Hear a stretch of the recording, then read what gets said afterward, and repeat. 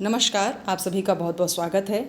प्रत्येक अमावस्या पर पितरों के निमित्त कार्य किया जा सकता है, लेकिन पितृपक्ष की प्रतिपदा से लेकर पितृ विसर्जन अमावस्या तक हमारे पूर्वज धरती पर 15 दिनों के लिए आते हैं।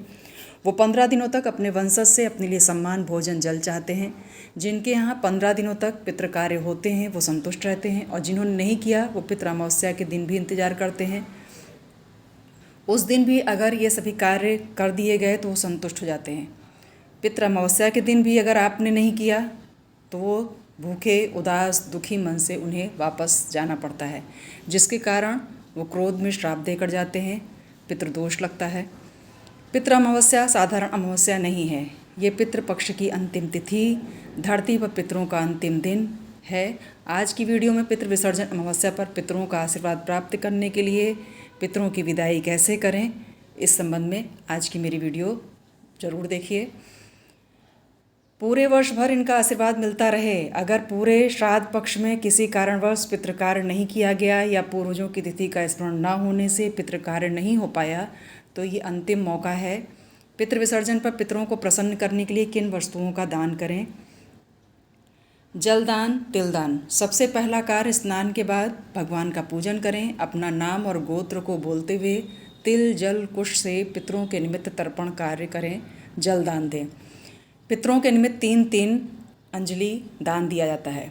तुलसी में जलदान, पीपल वृक्ष में जल, अक्षत, काली तिल, कुछ मीठा डाल करके जल दें। सादा जल भी पीपल में चढ़ा सकते हैं। पितृ अमावस्या भोजन, पितृपक्ष के दौरान सात्विक भोजन बनाया जाता है और सात्विक भोजन का दान भी किया जाता है। प्याज लहसुन का प्रयोग नहीं होता। पितृपक्ष के पूरे 15 दिनों भोजन बनाकर गाय, कुत्ता, कौवा, चींटी, देव तथा जरूरतमंद को दान किया जाता है। तिथि पर श्राद्ध कर्म होते हैं।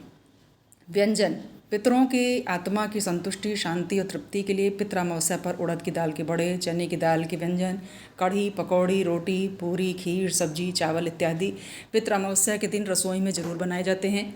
और सब में से थोड़ा थोड़ा भाग निकाल कर गाय, कुत्ता, कौवा, चींटी, देव का भोजन निकालने के बाद उन्हें खिलाया जाता है। संभव हो सके ज़रूरतमंद को भोजन कराएं। श्राद्ध पक्ष में ब्राह्मण का भोजन जरूरी है।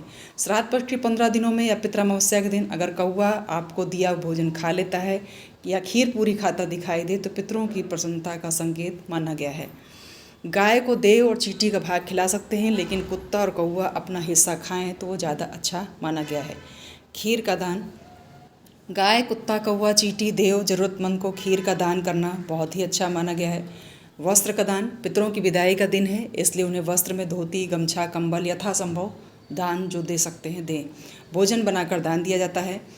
कच्चे अनाज का दान, अन्न का दान सर्वश्रेष्ठ दान माना गया है। इसके समान कोई दूसरा दान नहीं है, जिसमें गेहूँ, चावल, आटा, चना की दाल, उड़द की दाल, नमक, सब्जियाँ, मौसमी फल, सफ़ेद मिठाई आदि का दान शामिल है।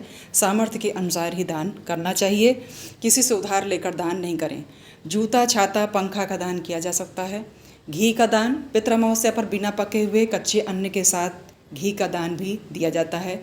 इसके अलावा श्राद्ध पक्ष के दौरान कुछ विशेष शुभ वस्तुएं हैं, जैसे तुलसी, काली तिल, गंगा जल, कुश, ब्राह्मण, पुत्री का पुत्र, इसको भांजा कहते हैं, श्राद्ध पक्ष में उत्तम माने गए।